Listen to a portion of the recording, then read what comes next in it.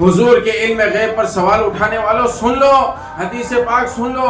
ایک مرتبہ کا واقعہ ہے، نبی اکرم صلی اللہ علیہ وسلم اپنے صحابہ کرام کے ساتھ سفر پر ہیں، راستے میں چلتے چلتے حضور اچانک رک جاتے ہیں۔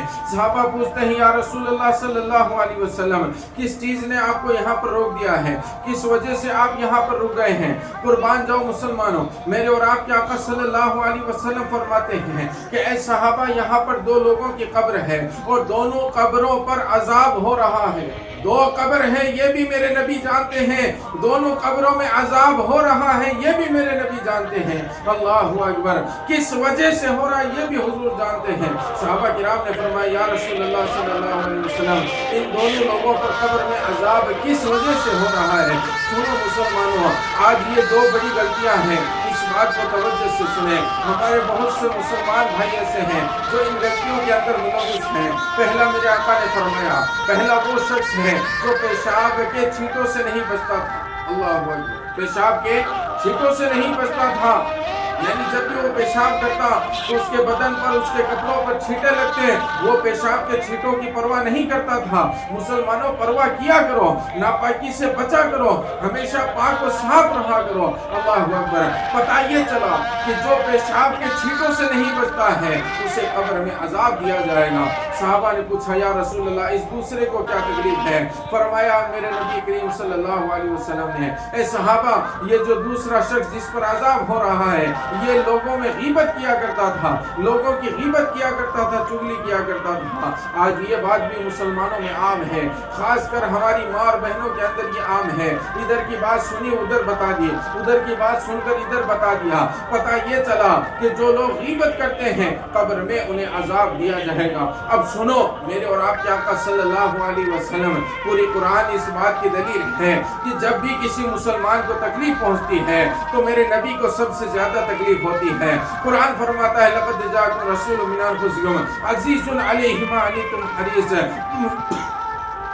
تم ہی میں سے تمہاری طرف ایک رسول بھیجا، اور جب تم کسی تکلیف میں ہوتے ہو تو اس رسول کو تکلیف پہنچتی ہے، اس رسول کو بڑی پریشانی پہنچتی ہے۔ اللہ اکبر، کریم آقا نے کیا ارشاد فرمایا، اے صحابہ کرام، جاؤ اور دو ہری شاخ توڑ کر کے لاؤ۔ سبحان اللہ، کیا فرمایا؟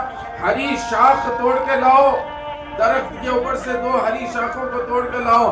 شاخوں کو لایا گیا، میرے اور آپ کے آقا صلی اللہ علیہ وسلم نے ایک شاخ ایک قبر پر گاڑ دی، دوسری شاخ ایک قبر پر گاڑ دی۔ صحابہ کرام نے فرمایا، یا رسول اللہ، فدا کا امی و ابی، ہمارے ماں باپ آپ پر قربان، آپ نے ان قبر والوں کے اوپر ہری شاخوں کو کیوں گاڑ دیا؟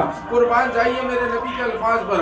حضور فرماتے ہیں، تحقیق کہ اللہ تبارک و تعالیٰ نے دنیا کے اندر جتنی مخلوق کو پیدا فرمایا ہے، ہر مخلوق اللہ کا ذکر کر رہی ہے، جیسا کہ اللہ نے قرآن میں فرمایا، سبح للہ ما فی السماوات والارض، زمین اور آسمان کے اندر جتنی چیزیں ہیں تمام چیزیں میرے رب کی تسبیح کر رہی ہیں۔ فرمایا، اے صحابہ، یہ ہری ہری شاخیں جب تک اللہ تبارک و تعالیٰ کا ذکر کرتی رہیں گی، ان کے ذکر کے وسیلے سے ان قبر والوں کو فائدہ پہنچتا رہے گا، ان کے عذاب میں کمی ہوتی رہے گی۔ سبحان اللہ، اسی لیے ہم اہل سنت والجماعت کا عقیدہ ہے کہ جب بھی ہم قبروں پر جاتے ہیں تو قبروں کے اوپر ہری بھری چیز ڈال دیتے ہیں، پھول ڈال دیتے ہیں، گلاب کی پھول پتیاں ڈال دیتے ہیں، کیونکہ جب تک یہ چیزیں اللہ کی تسبیح بیان کرتی رہتی ہے قبر والوں کو ان سے فائدہ پہنچتا رہتا ہے۔ آج بہت سے منافقین کہتے ہیں کہ قبر والوں کو کوئی فائدہ نہیں پہنچا سکتا۔ میں نے آپ کو حدیث سے بتا دیا کہ آقا نے فرمایا، دنیا کی جتنی چیزیں ہیں